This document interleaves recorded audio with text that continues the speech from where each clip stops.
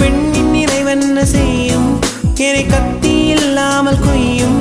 இதில் மீள வழி உள்ளதே இருப்பினும் உள்ளம் இருமாது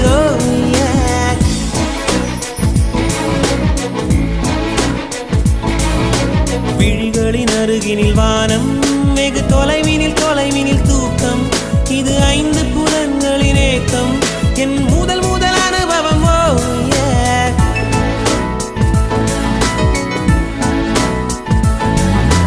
ஒலியின்றி உதடுகள் பேசும் பெரும் புயலென வெளிவரும் சுவாசம் ஒரு சுவடின்றி நடந்திடும் பாதம் இது அதிசயம்